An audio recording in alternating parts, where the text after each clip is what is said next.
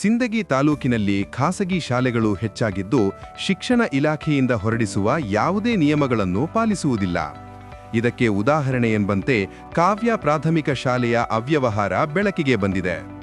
2023-25ನೇ ಸಾಲಿನಲ್ಲಿ ಅಲ್ಲಾ ಬಕ್ಷ್ ಲಾಳೆ ಮಶಾಕ್ ವಾಲಿಕಾರ್ ವಿದ್ಯಾರ್ಥಿ 2021 ಮತ್ತು 22ನೇ ಶೈಕ್ಷಣಿಕ ಸಾಲಿನಲ್ಲಿ ಸಿಂದಗಿ ತಾಲೂಕಿನ ವಿದ್ಯಾರ್ಥಿ ತನ್ನ ಹಿರಿಯ ಪ್ರಾಥಮಿಕ ಶಾಲೆಯಲ್ಲಿ 1ನೇ ತರಗತಿ ದಾಖಲು ಮಾಡಿದ್ದು 2023-24ನೇ ಸಾಲಿನಲ್ಲಿ 3ನೇ ತರಗತಿ ಉತ್ತೀರ್ಣನಾಗಿರುತ್ತಾನೆ.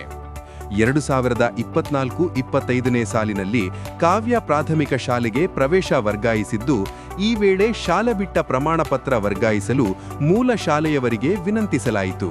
ಆದರೆ ವಿದ್ಯಾಚೇತನ್ ಹಿರಿಯ ಪ್ರಾಥಮಿಕ ಶಾಲೆ ಸ್ಪಂದಿಸಿರುವುದಿಲ್ಲ. ದಿನ ಹೊತ್ತೊಂಡ್ರೆ ಕೆಲ್ಸಕ್ಕೆ ಹೋಗ್ತಾರ, ಮತ್ತು ಕೆಲಸ ಬಗ್ಸಿಬಿಟ್ಟು ದಿನ ಅದೇ ಕಲೀಲಾರ್ದವ್ರು ಇದ್ರೆ ಗೊತ್ತಾಗಂಗಿಲ್ಲ. ಅದ್ರ ಸಂಬಂಧಾಗಿ ಸಿಂದಗಿ ಒಳಗೆ ಸಾಲಿ ಕೋಚಿಂಗ್ಗಳು ಭಾಳ ಆಗ್ಯಾವ. ಎಲ್ಲ ಕೋಚಿಂಗ್ದವರು ಇದೇ ಥರ ಮಾಡಕತ್ತಾರ. ಇನ್ನು ಮುಂದೆ ಈ ಥರ ಆಲಾರ್ದಂಗೆ ಡಿಒ ಆಫೀಸರಿಗೆ ಹೇಳೋದು ಒಂದೇ ಮನವಿ ನಮ್ಮದು. ಅಂದ್ರೆ ಈಗ 2 ವರ್ಷ ಹೋಯ್ತು. ಈಗ ಮುಂದೆ ಒಂದು 6ನೇ ಕ್ಲಾಸಿಗೆ 6ನೇ ಹೊಳ್ಳಿ ಎಕ್ಸಾಮ್ ಕುಂಡ್ರಿಸ್ಕೊತಾರೇನೂ ಕುಂಡ್ರಿಸ್ಕೊಳ್ಳಲ್ಲ. ಈ ಸದ್ಯಕ್ಕೆ ಈಗ ಇಷ್ಟು ಬಂದ್ ಕಿಸನ್ರೆ ನ್ಯಾಯ ಕೊಡ್ಸೋದು ಬಿಟ್ಟು ಏನತನ BS ನಾವು ಫಂಕ್ಷನ್ ಅದ ಅಲ್ಲಿ ಅದ ಇಲ್ಲಿ ಅದ ಮುಗಿನಿಲ್ಲ ಥರ. ಮತ್ತು ಇದ್ರ ಮುಂದೆ ಎಲ್ಲ ಈ ಹುಡುಗಗೆ ಆಗ್ತದ, ಇನ್ನು ನಾಳೆ ಇನ್ನು ಮಕ್ಕಳಿಗೆ ಆಗ್ತದ. ಎಲ್ಲ ಮಕ್ಕಳಿಗೆ ಆಗಬಾರ್ದು. ಇನ್ನು ಮುಂದೆ ಇಲ್ಲಿಗೆ ತಡೆ ಹಿಡಿಬೇಕು. ಕೋಚಿಂಗ್ಗಳಿಗೆ ಒಂದು ಸ್ವಲ್ಪ ಭೇಟಿ ಕೊಡಬೇಕು, ಹೋಗಿ ತಿಳಿಸ್ಬೇಕು ಈ ಥರ ಮಾಡಬಾರ್ದು ಅಂತೇಳಿ. ಎಲ್ಲ ಸರ್ಗಳು ಅದಾರ, ಎಲ್ಲರೂ ಸಾಲಿ ಕಲ್ತಿರ್ತಾರೆ, ಎಲ್ಲರೂ ಒಂದೊಂದು ಕೋಚಿಂಗ್ ತಗೋತಿರ್ತಾರೆ.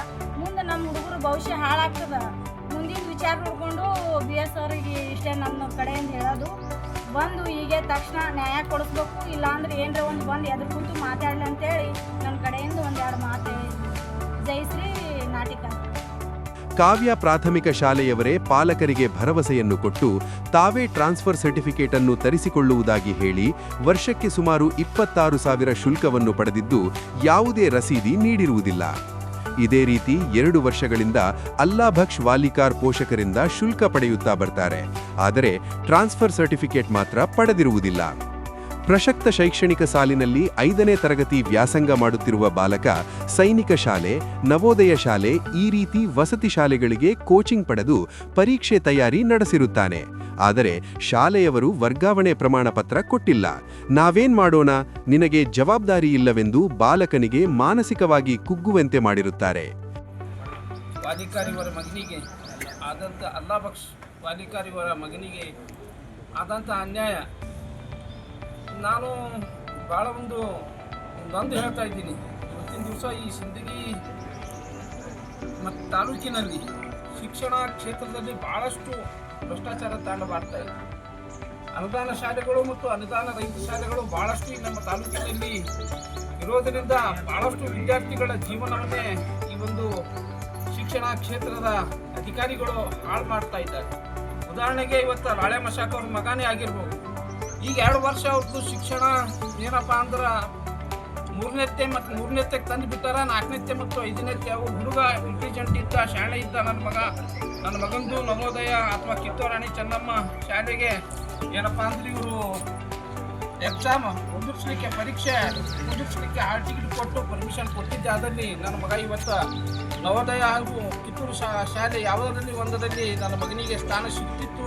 ನನ್ನ ಮಗನಿಗೆ ಬಹಳಷ್ಟು ಅನ್ಯಾಯ ಆಗೋದು ಅಂತೇಳಿ ಇವತ್ತು ಹೇಳ್ತಾ ಇದ್ದಾರೆ. ಇದು ಒಂದು ಸರಿಯಾದ ಮಾತು. ಈಗ 2 ವರ್ಷ ಒಂದು ಜೀವನ ಕೊಲಾಪ್ಸ್ ಐತಲ್ಲ, ಅದರ ಜವಾಬ್ದಾರಿ ಯಾರು?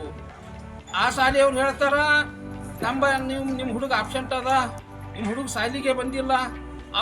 ಆ ಶಾಲೆಯವ್ರು ಹೇಳಬೇಕಾಗಿತ್ತು. 1ನೇತೆಯಿಂದ 3ನೇತೆ ತನಕ ಏನು ಕಲ್ತಾನಲ್ಲ, ಆ ಶಾಲೆಯವ್ರು ಹೇಳಬೇಕಾಗಿತ್ತು, ಇವ್ರಿಗೆ ಕರೆಸಿ ಹೇಳಬೇಕಾಗಿತ್ತು. ಯಾಕ್ರಿ ನಿಮ್ಮ ಹುಡುಗ ಶಾಲೆಗೆ ಬರಾಕತ್ತಿಲ್ಲ, ನಿಮ್ಮ ಹುಡುಗ ಶಾಲೆಗೆ ಬಿಡಿಸಿರೋ, ಏನು ಮಾಡಿರೋ, ನಿಮ್ಮ ಹುಡುಗಗೆ ಮತ್ತೆ ಬೇರೆ ಕಡೆ ಎಲ್ಲಾರು ಅಡ್ಮಿಷನ್ ಮಾಡಿರೋ, ಏನು ಮಾಡಿರೋ ಅಂತ ಕೇಳಬೇಕಾಗಿತ್ತು. ಆದ್ರೆ ಇವರು 4ನೇತೆ 5ನೇತೆಕ್ಕೆ ಕಾವ್ಯ ಪ್ರಾಥಮಿಕ ಶಾಲೆಗೆ ಅಡ್ಮಿಷನ್ ಮಾಡ್ಯಾರ. ಅಡ್ಮಿಷನ್ ಮಾಡಿಂದ ಆ ಶಾಲೆಯ ಜವಾಬ್ದಾರಿ ಅದ. ಆ ಶಾಲೆಯ ಒಂದು ಸಂಸ್ಥೆಯ ಅಧ್ಯಕ್ಷರಾಗಿರ್ಬೋದು, ಶಾಲೆಯ ಮುಖ್ಯೋಪಾಧ್ಯಾಯರಾಗಿರ್ಬೋದು. ಆ ಶಾಲೆಯ ಮುಖ್ಯೋಪಾಧ್ಯಾಯರು ಮೊದಲಿನ ಶಾಲೆಗೆ ಒಂದು ಲೆಟರ್ ಕೊಡಬೇಕು.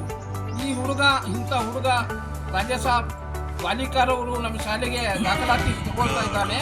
ನಿಮ್ಮ ಶಾಲೆಯಿಂದ ನಮಗೆ ವರ್ಗಾವಣೆ ಪ್ರಮಾಣ ಪತ್ರ, ಮೂಲ ವರ್ಗಾವಣೆ ಪ್ರಮಾಣ ಪತ್ರ ಕೊಡ್ಬೇಕಂತೇಳಿ ಇವ್ರಿಗೆ ಒಂದು ಲೆಟರ್ ಕೊಡಬೇಕು. ಲೆಟರ್ ಕೊಟ್ಟು ಇವ್ರು ಒಯ್ದ ಲೆಟರ್ ಆ ಶಾಲೆಗೆ ಕೊಡ್ತಾರೆ. ಆ ಶಾಲೆಗೆ ಕೊಟ್ಟಿಂದ ಒಂದೇ ದಿನದಾಗ ಆನ್ಲೈನ್ ಮುಖಾಂತರ ಇವ್ರ ಶಾಲೆಗೆ ಅವ್ರು ಡೈಸ್ ನಂಬರ್ ಹಾಕ್ಬಿಟ್ಟು ನಮ್ಮ ಶಾಲೆ ಡೈಸ್ ನಂಬರ್ ಹಾಕ್ಕೊಟ್ಟಿರ್ತಾರೆ. ಆ ಶಾಲೆ ಡೈಸ್ ನಂಬರ್ ಹಾಕಿಕೊಟ್ರೆ ಕಲಾಸು ಇವ್ರ ಶಾಲೆಗೆ 3 ವರ್ಗಾವಣೆ ಪ್ರಮಾಣ ಪತ್ರ ಬರ್ತದ. ಇವ್ರು ಕೇಳಬೇಕಾಗಿತ್ತು, ಯಾಕ್ರಿ ನೀವು ಮುಗಿಲು ವರ್ಗಾವಣೆ ಪ್ರಮಾಣ ಪತ್ರ ತಂದು ಕೊಟ್ಟಿಲ್ಲ, ಮತ್ತು ಬರೀ ಫೀ ತುಂಬ್ಕೊಳಕ್ಕೆ ಬರ್ತದ, ರೊಕ್ಕ ಕೊಡ್ರಿ ಅನ್ನಕ್ಕೆ ಬರ್ತದ, ಫೀ ತುಂಬ್ರಿ ಅನ್ನಕ್ಕೆ ಬರ್ತದ. ಯೂನಿಫಾರ್ಮ್ ಫೀ ತುಂಬ್ಕೊಂಡಾರ, ಶಾಲೆ ಫೀ ತುಂಬ್ಕೊಂಡಾರ, ಎಲ್ಲನೂ ತುಂಬ್ಕೊಂಡಾರ, ಮತ್ತು ವರ್ಗಾವಣೆ ಪ್ರಮಾಣ ಪತ್ರ ಯಾಕೆ ತಂದಿದ್ದು ಕೊಟ್ಟಿಲ್ಲ ಅಂತ ಯಾಕೆ ಕೇಳಲಿಲ್ಲ? ಅದು ಕೇಳಬೇಕಲ್ಲ. ಈಗ ಎಕ್ಸಾಮ್ ಬಂದಾಗ ಹೊಸ ಹುಡುಗರು ಎಕ್ಸಾಮ್ ಕುಂದ್ರಾಕತ್ತಾವ, ಅವ್ರಿಗೆ ಹಾಲ್ ಟಿಕೆಟ್ ಕೊಡಕತ್ತಾರ. ಇವ್ರ ಮಗ ಕೇಳಿದಾಗ ಇಲ್ಲ ನಿಂದು ಅಡ್ಮಿಷನೇ ಇಲ್ಲ ನಮ್ಮ ಶಾಲ್ಯಾಗ, ನಿಮ್ಮ ಮನೇಲಿ ಎಲ್ಲಿ ಇದ್ದಿ ಅಲ್ಲೇ ಹೋಗಿ ಕೇಳು. ಇವರು ಅನಕ್ಷರಸ್ಥರದ ರೀ, ಇವ್ರು ಸೆಂಟಿಂಗ್ ಕೆಲ್ಸಕ್ಕೆ ಹೋಗೋರು ಚಂತಾನ, ಇವ್ರು ದುಡಿಯೋತನ ಹೊಟ್ಟಿ ತುಂಬಲ್ಲ. ಆ ಜವಾಬ್ದಾರಿ ಯಾರ್ದು? 2 ಶಾಲೆಯವ್ರ ಜವಾಬ್ದಾರಿ ಅದ. ನೀವೇನಪ್ಪ ಮೂಲ ವರ್ಗಾವಣೆ ಪ್ರಮಾಣ ಪತ್ರ ಒಯ್ದಿಲ್ಲ ಅಂತ ಅವ್ರು ಕೇಳಬೇಕು, ನೀವು ತಂದು ಕೊಟ್ಟಿಲ್ಲ ಅಂತ ಇವ್ರು ಕೇಳಬೇಕು. ಅವಾಗ ಮಾತ್ರ ಏನಪ್ಪ ಅಂದ್ರೆ ಆ ವಿದ್ಯಾರ್ಥಿಗೆ ನ್ಯಾಯ ಸಿಗ್ತದ.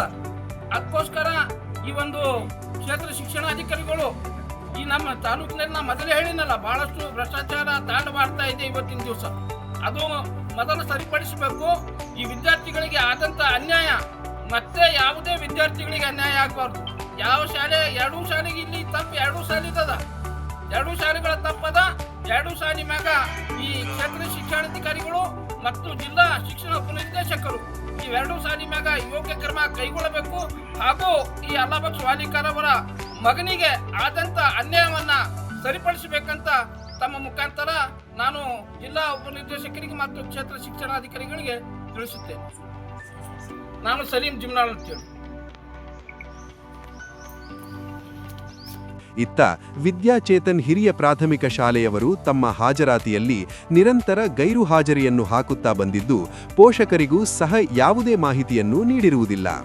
ಇದರಿಂದ ವಿದ್ಯಾರ್ಥಿ ಅಲ್ಲಾಬಕ್ಷ ವಾಲಿಕಾರ್ ಖಿನ್ನತೆಗೆ ಗುರಿಯಾಗಿ ಆಸ್ಪತ್ರೆಯ ಐಸಿಯು ಸೇರಿ ಚಿಕಿತ್ಸೆ ಪಡೆಯುತ್ತಿದ್ದಾನೆ. ಶಾಲೆಯ ಈ ರೀತಿ ಅವ್ಯವಹಾರದ ಬಗ್ಗೆ ಕ್ಷೇತ್ರ ಶಿಕ್ಷಣಾಧಿಕಾರಿಗಳಾದ ಮಹಾಂತೇಶ್ ಯಡ್ರಾಮಿ ಇವರ ಗಮನಕ್ಕೆ ಹಲವು ಬಾರಿ ತಂದಿದ್ದರೂ ಸಹ ಯಾವುದೇ ಕ್ರಮ ಕೈಗೊಂಡಿರುವುದಿಲ್ಲ. 2ನೇ ಬಾರಿ ಉಪನಿರ್ದೇಶಕರು ಶಿಕ್ಷಣ ಇಲಾಖೆ ವಿಜಯಪುರ, ಕ್ಷೇತ್ರ ಶಿಕ್ಷಣಾಧಿಕಾರಿಗಳು ಸಿಂದಗಿ ತಾಲೂಕು ತಹಶೀಲ್ದಾರರು ಹಾಗೂ ವಿಜಯಪುರ ಜಿಲ್ಲೆಯ ಜಿಲ್ಲಾಧಿಕಾರಿಗಳಿಗೂ ಈ ಬಗ್ಗೆ ನ್ಯಾಯ ಕೊಡಿಸುವಂತೆ ಮನವಿ ಮಾಡಿದ್ದರೂ ಸಹ ಯಾವುದೇ ಪ್ರಯೋಜನವಾಗಿಲ್ಲವೆಂದು ಪಾಲಕರು ಇಂದು ಬೆಳಿಗ್ಗೆ 11 ಗಂಟೆಯಿಂದ ಸಿಂದಗಿ ಕ್ಷೇತ್ರ ಶಿಕ್ಷಣಾಧಿಕಾರಿಗಳ ಕಚೇರಿಯ ಮುಂದೆ ನ್ಯಾಯ ಸಿಗುವವರೆಗೂ ಹೋರಾಟ ಮಾಡುತ್ತೇವೆ ಎಂದು ಧರಣಿ ಕುಳಿತಿದ್ದಾರೆ. ಇಷ್ಟಾದರೂ ಕ್ಷೇತ್ರ ಶಿಕ್ಷಣಾಧಿಕಾರಿಗಳು ತಮ್ಮ ಕಚೇರಿಯತ್ತ ತಿರುಗಿಯೂ ನೋಡದೆ ಧರಣಿ ಕುಳಿತವರಿಗೆ ಸೌಜನ್ಯಕ್ಕೂ ಅವರ ಅಹವಾಲನ್ನು ಕೇಳಿಲ್ಲ. ಶಿಕ್ಷಣ ಇಲಾಖೆ ಅನ್ಯಾಯವಾದ ಬಾಲಕನಿಗೆ ನ್ಯಾಯ ಕೊಡಿಸುವ ಯಾವ ಲಕ್ಷಣವೂ ಕಾಣುತ್ತಿಲ್ಲ. ಇಲಾಖೆಯವರು ಸರಿಯಾಗಿ ಸ್ಪಂದಿಸುತ್ತಿಲ್ಲ. ನಮ್ಮ ಮಗನಿಗೆ ನ್ಯಾಯ ಸಿಗುವವರೆಗೂ ಹೋರಾಟವನ್ನು ನಿಲ್ಲಿಸುವುದಿಲ್ಲ ಎಂದು ಪಾಲಕರು ಕ್ಷೇತ್ರ ಶಿಕ್ಷಣಾಧಿಕಾರಿಗಳ ಕಚೇರಿ ಎದುರು ಹೋರಾಟ ಮುಂದುವರಿಸಿದ್ದಾರೆ.